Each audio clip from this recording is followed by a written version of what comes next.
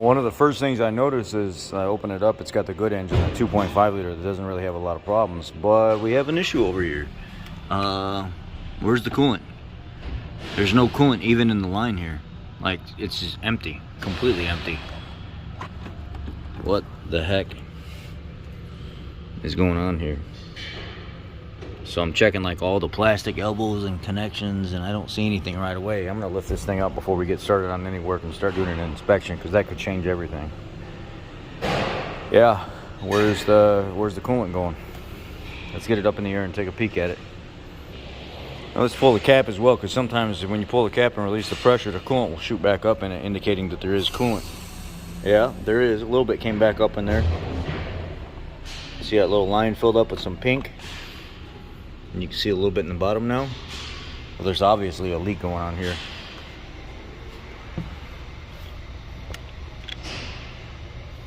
So checking that motor mount, because it looked like it was a little wet. But if you look at the bottom, this is how you tell if your motor mount is bad. In one of these, there should be this gap right here on the top, and there should also be this gap right here in the bottom. Sometimes it'll be collapsed. It'll just be sitting down flat, and you'll be getting all these extra vibrations out of your escape. So always make sure that there's a gap here and there, and there's no fluid coming out of it, because these are fluid filled. And you can see the fluid trailing down. I don't see any immediate coolant around the water pump right here.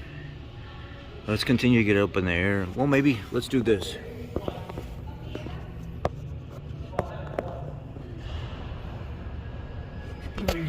Not seeing very much there. I got a air pressure kit here.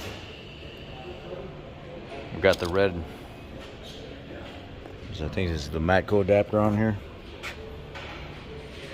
And then I've got the Matco MPT 5001-1 pneumatic tester. Filled it up. Cap is 22 psi, so I just put it at 20. And then I locked in my lever, and then I undid it, and I'll put it in the air and see where it's leaking.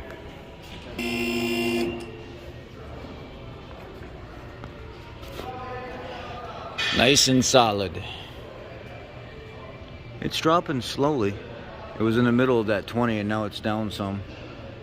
Maybe we will get to see where the leak is at.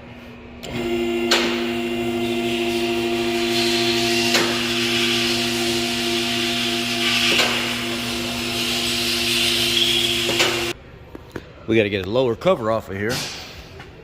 These are, oh, they got push clip there.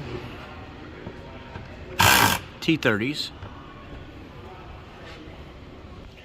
Well, lower covers off. Let's take a peek. I seen a little bit of moisture right in here, but that could have been just water.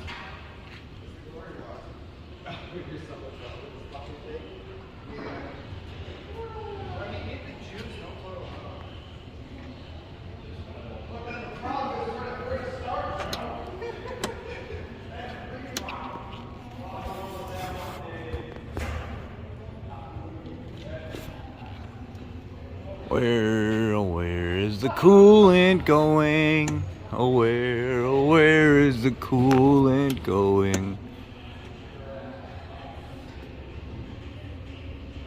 Oh, God. It's gonna be one of those. It's like impossible to find where it's going. Gotta be going somewhere. Why is the damn reservoir dry?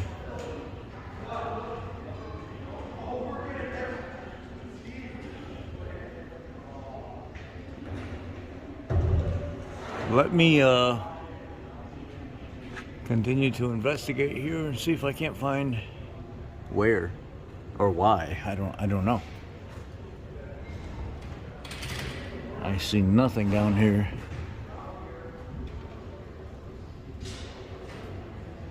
There's a little bit of moisture in this corner too, but I wasn't sure. That looks like just water. Let me continue to investigate, and we shall return. I cannot find it leaking around the engine anywhere. My other side, I checked the inside to make sure the carpet and stuff wasn't wet, tried to get a visual back in there, none of that was wet. My next suspect would be pulling the ignition coils and the plugs and see if there's coolant down in the cylinders. These weren't really known for that. But what I can do is I can go ahead and get to that shifter cable bushing over here and replace it for that recall. Pull the air box and stuff out of the way and get down to that shifter cable right there. And then get a better idea at these connections on the side right here to see if it's coming from somewhere there. Unplug the mass airflow, and then I'm gonna pull all the little connections off here. Get the air box and air tube assembly out of the way.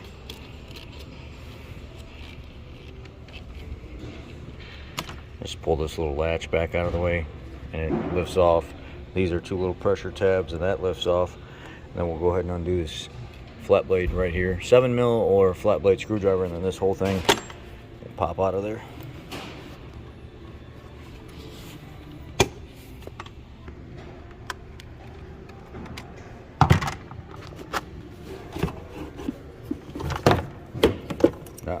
Rehooked itself. Didn't want to let loose, and then when you get down here, if you just pull this strap off, let's go ahead and pull this filter out.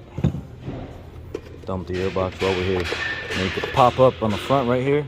Typically has a thing that it goes into, but somebody's had this off before and never put it back where it goes. And then you pull off back here, and it's got another pressure tab right underneath here. Pull up. Pull your box up and out of the way.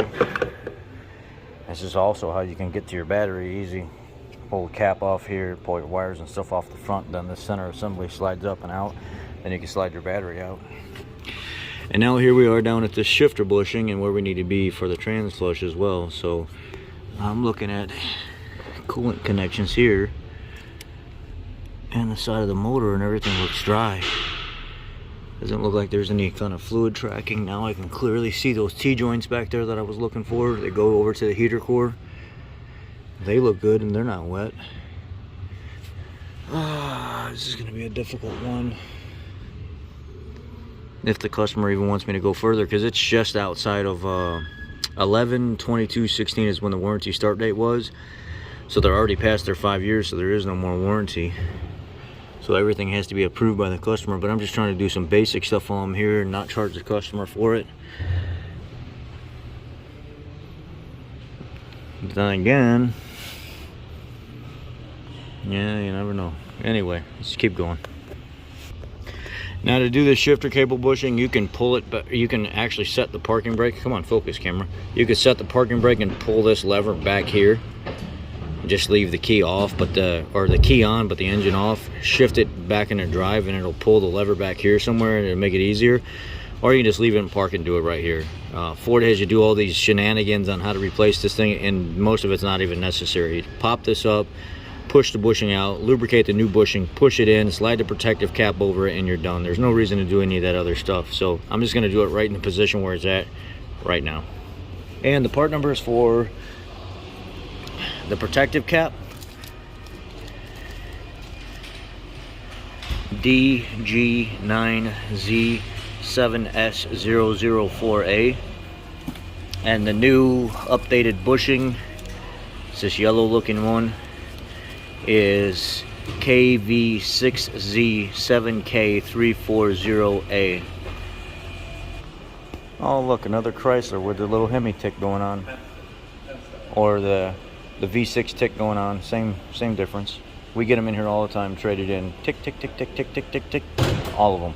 You go to Harbor Freight and get like the Harbor Freight clip puller tools. But what I do is I just go down here like this, and I get up underneath the base of it. Pop it right off like that. And now it's free. I'll flip it around like so, and then I'll pry the bushing out of the backside with a pick. I'm pretty sure I'm not going to be able to do this with one hand, but I'll take this pick and I'll run it back in that bushing. I'll run it back behind it and I'll get all around it, and then I'll just slowly pry that bushing out of there. I don't have a cameraman, so you guys are going to have to just listen to me talking you through it. So I'll stick that in there and I'll just start spinning it around and twisting it, and it'll pop right out. But I'll also hold with the other hand, I'll hold that plastic housing so I'm not really tweaking it back and forth so I don't break it.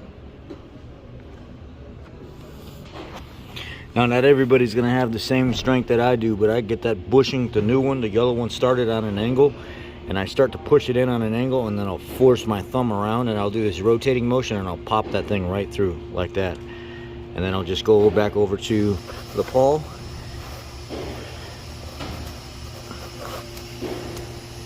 When I get it nice and lined up, and it's on there like so, and it's not coming out anymore, I've got it snapped on all the way.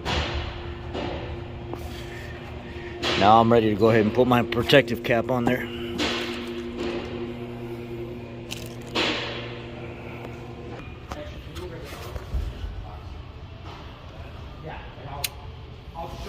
And it sits like that. And that's the shifter bushing recall. Now you can put everything back together. And what the heck is this? Somebody put this down here. Let me see if I can get that out of there. Somebody's been in here before, because they probably had to do the shifter bushing recall before with the old outdated one. With this one, that was still good, but some people are saying that even this second gen up was disintegrating. Now they came out with the new yellow gen that we just put in there. Let's go ahead and put our air box and everything back on. Let's go ahead and pull this out and put it back where it goes, because the last guy that was working, I don't know about you guys, but that is a huge pet peeve of mine. I hate when people take stuff apart and do not put it back the way it's supposed to go. And they just kind of shove it together and they call it good. I absolutely hate that. If I'm taking it apart and I see somebody else made a mistake, I will fix their mistake just so everything stays secured. That snaps in back there.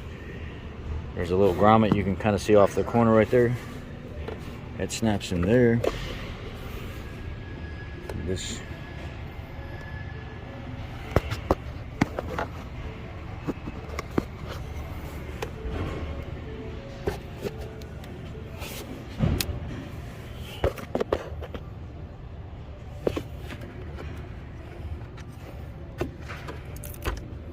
And that pulls all the way down through while it's still connected to this.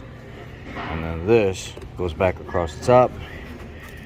Anyways, clean a little bit of fuzzies and debris and blow this out with a blowgun real quick. Now that that's all blown out, you know what?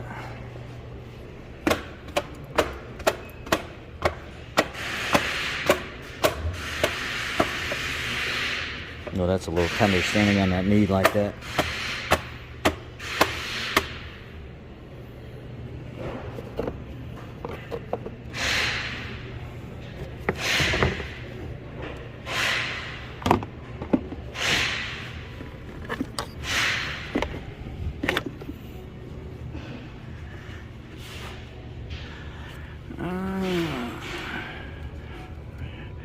You can use this fill spot right here for the transmission, but I'm gonna do this. Actually, you know what? Let's go ahead and pull this off of here real quick.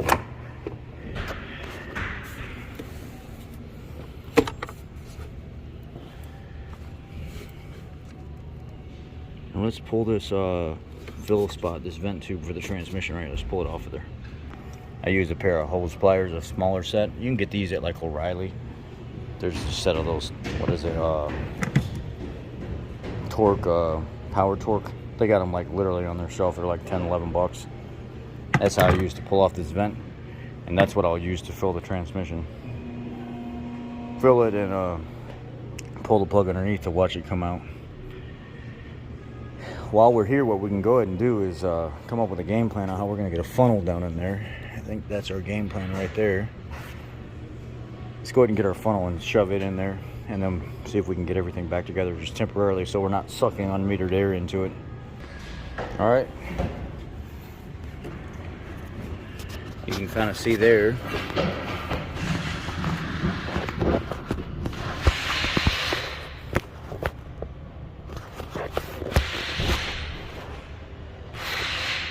We've got our funnel in.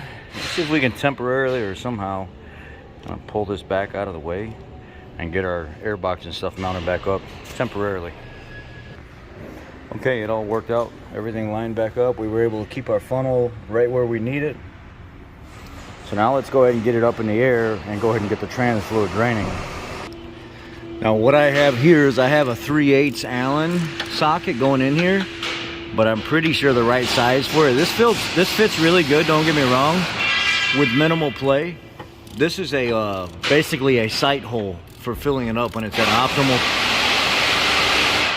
When it's at optimal level, it'll start pouring out of here when it's at 195 to 200 degrees. And once it stops dripping out of here at that temperature, you know you got it full. That's the actual proper way to fill it. And then here's the actual drain hole for it. But I pull that so I can monitor after I'm done draining. I pull that so I can make sure when I'm filling it from the top, once it starts pouring out of there, I'm full. I need to quit. So you gotta be careful because this transmission is filled with the vehicle running. So basically when it stops, the fluid level rises, and when you pull that plug with it off, it starts gushing out like that. Fluid looks kind of dark, but it's really not. It smells decent. It doesn't have a bad odor to it, so it's okay. I don't know why on these, this is just one of my cheap throwaway wrenches. I don't know why on these 6F35s, 11 mil fits the best right there. I don't know, it's always been that way. For me anyway.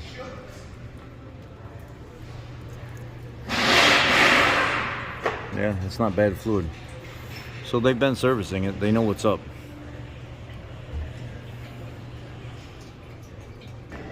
Okay, we're back on the ground and the drain plug is in, but the sight hole that we need to look at to see it spilling out is open. So at this point, you'll fill it up without the vehicle running until it starts spilling out cold, and then you'll fire it up and continue to run it until it's up to operating temperature. And once it's up to operating temperature, then you'll start checking your fluid level until it's pouring out again. But that's how you know you got it full. All right, I'm gonna start pouring from the top. I'm gonna leave you guys down here so you can kind of see what's going on before me. And I'll listen for it pouring out when I quit.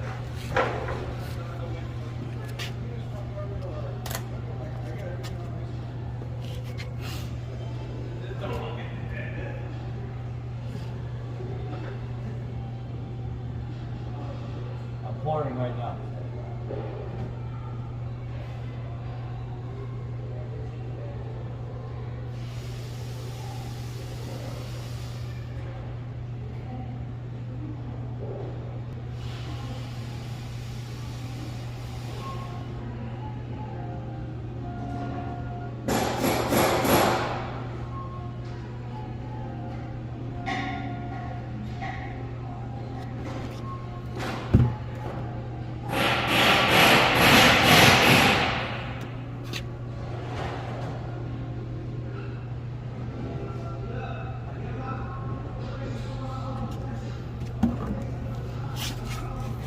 That's 1 gallon right there, and nothing's still pouring out of it.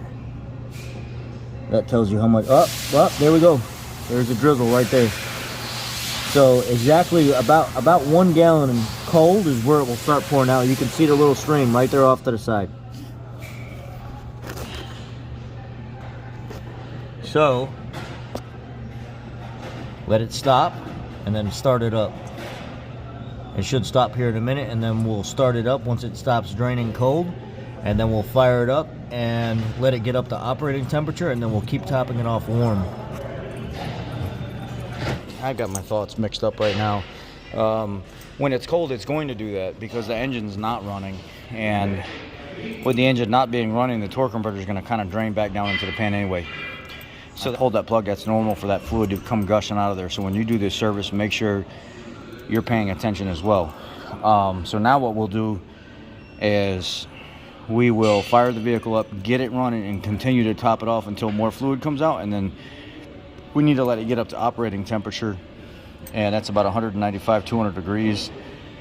I like to go a little bit more than 200, and what I'll do is I'll stick my wireless dongle in here. I'm using my Ansel bidirectional.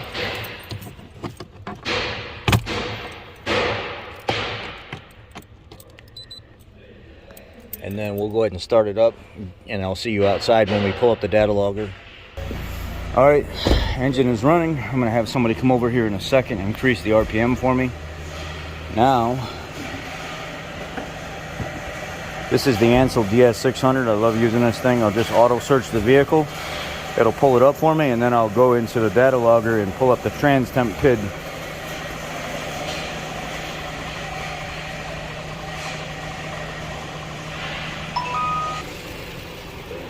Now we're loading our data stream. I'm gonna go to the selection here and hit temp. And then search. No, I don't want to do that. Transmission fluid temperature status. There.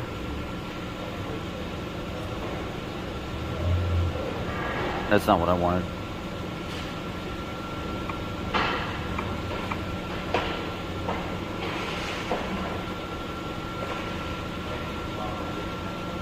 Right here, that's what I wanted. Transmission fluid temperature in degrees Celsius, that's what I want right here. So this needs to be up around 200 degrees Fahrenheit. So now we need to increase the RPM to get it there. In the meantime, I'm going to go ahead while the vehicle is running and top it off one more time and make sure fluid's coming out with it running before we start increasing the temperature. Alright, I've got you guys located in the front of the vehicle again.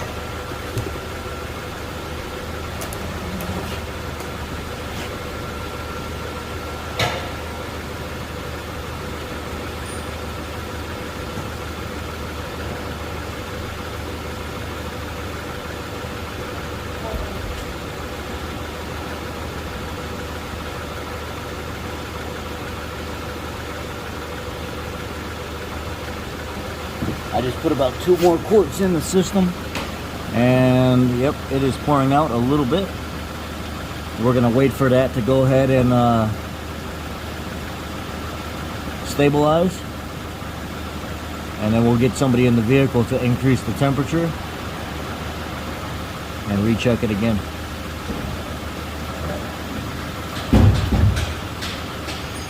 Hey Jay, whenever you're ready, I need you to do that.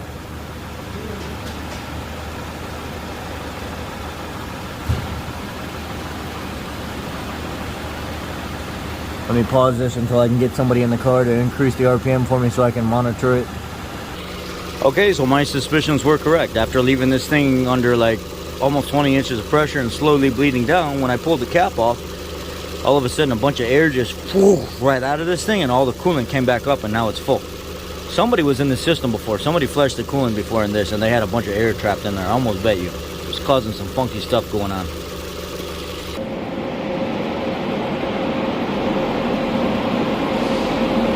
Now we're gonna just real lightly brake torque it. Man, there's still air coming out of that right there.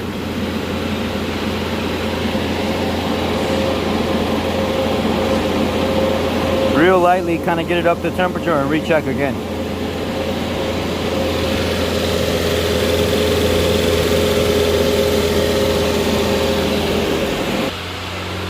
I put it up here so Jay can see it while he's... You got it in drive doing it or in park? In park? It's work. Put it in drive, it'll load it up a little bit more, but don't get so crazy into the throttle and it'll actually increase the temperature faster. Park will work, but there's no load, so it's gonna take forever. Just press on the brake and hit the gas a little bit, load it up.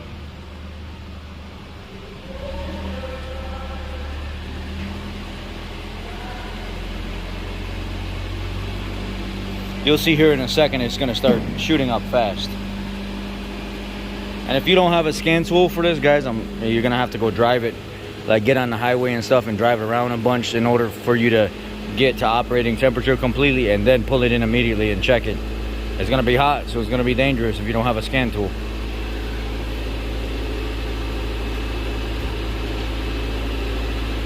Yes, he's going up much faster now.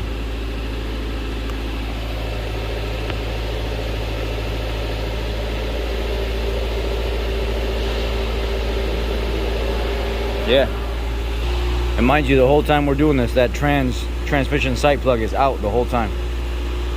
That is your level indicator on when it's full at operating temperature. And about 200 is operating temperature. 195, 200, somewhere there. 195, 196, 197, 198, 199.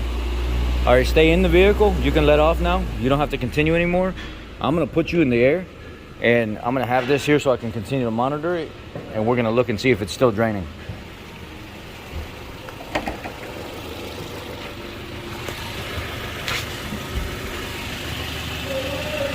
And it is not draining right now, so we need to fill it until it is draining.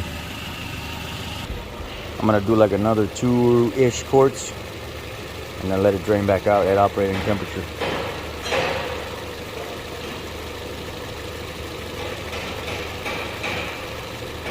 Go down there and look.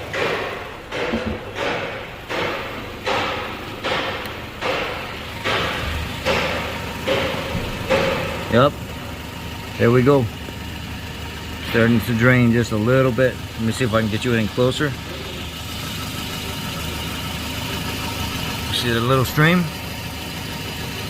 Once it stops, we're done. That little stream right now, you could actually go ahead and put the plug in with just that little itty bitty stream. You could put the plug in right there. But you know what we're gonna do? We're gonna go ahead and let it drip. And once it gets down to a drip, then we'll put the plug in. That means the transmission's full at 200 degrees. Now you can go ahead and plug it with the vehicle running. Don't turn it off, because if you turn it off, the fluid's gonna start to drain into the pan. It's gonna fill back up and it's gonna drain out like it did before. So with it running, put the plug back in. And the temperature is still at 197 degrees, so we are full at this point. See how it's kind of just barely coming out of there? Now it's starting to really slow down. Well, I don't really have it. And now when it goes to wick back and touch it, that's it. Now you can put it in there. You're done. Good enough. Go ahead and snug that up. Trans service is done. Complete. Now pull your airbox back off. Take your pliers. Put your vent cap and stuff back on top of your transmission. Put everything back together. And you're good to go. Alright, everything's back together the way it is. What I want to do now is I'm going to go ahead and pull down the air conditioning. I'm going to verify the actual level of reefer in this thing before we move forward, because I don't want to write it off. The problem is it's R1234, and the machine takes for freaking ever to go through the system to make sure it's full. So it's going to take some time. I'll show you the machine and the setup here and here, but I'm not walking through that whole process on camera. It's just annoying, and most of you aren't going to pay $10,000 for a 1234 machine, so it's kind of irrelevant to you at that point. This is a stupid Robin Air machine for the R123YF systems. R123YF, and what we need out of here is, because it's a, what is this? 2.5 liter.